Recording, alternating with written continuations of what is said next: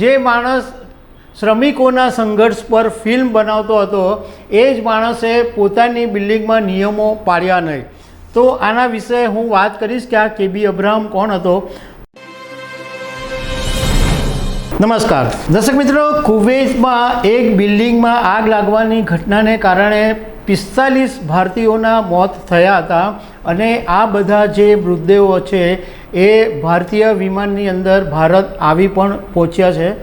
પણ અમે એ વાત કરીશું કે આ જે બિલ્ડિંગના માલિક હતા કેબી અબ્રાહમ, કે જેનું NBTC કંપનીના માલિક છે, એ આ માણસે 1 વર્ષ પહેલાં આ જે શ્રમિકોના સંઘર્ષ ઉપર, એટલે કેરળથી કુવૈત જે કર્મચારીઓ છે, શ્રમિકો જાય છે, એમના સંઘર્ષો ઉપર ફિલ્મ બનાવી હતી અને એ જ માણસની બિલ્ડિંગમાં આગ લાગી અને 45 ભારતીયોના મોત થયા.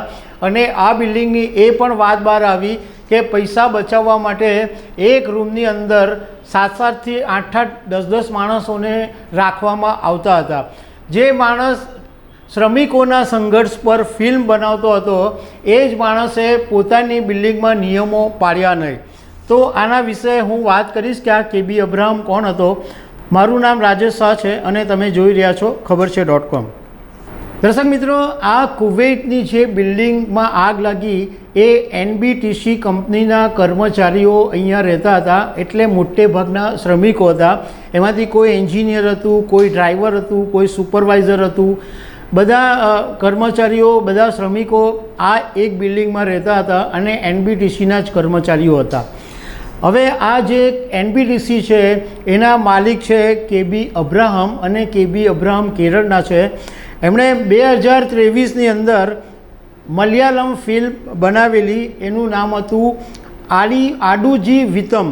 અને આ જે ફિલ્મ બનાવવામાં આવેલી એ સાઉદી અરેબિયાની અંદર આ જે કેરળના પ્રવાસી મજૂરો હોય એને કેવા સંઘર્ષનો સામનો કરવો પડે છે એની વાર્તા આ ફિલ્મની અંદર બતાવવામાં આવી હતી. હવે આ કેબી અબ્રાહમ છે એ આ ફિલ્મના નિર્માતા હતા, પરંતુ એણે ફિલ્મ તો બનાવી પરંતુ પોતાની જ બિલ્ડિંગની અંદર સુરક્ષાનું ધ્યાન નહીં રાખ્યું અને શ્રમિકોને ઘેટા બકરાઓની જેમ એક રૂમમાં ભરવામાં આવ્યા હતા. નીચે રસોડું હતું તો રસોડાની અંદર પણ 24 જેટલા સિલિન્ડરો હતા. તો જે સંઘર્ષોની વાત કરનારો માણસ પોતાની જ બિલ્ડિંગનું ધ્યાન રાખી શક્યો નહીં. હવે આ જે કેબી અબ્રાહમ છે એની કંપની NBTCની સ્થાપના 1977માં થઈ હતી.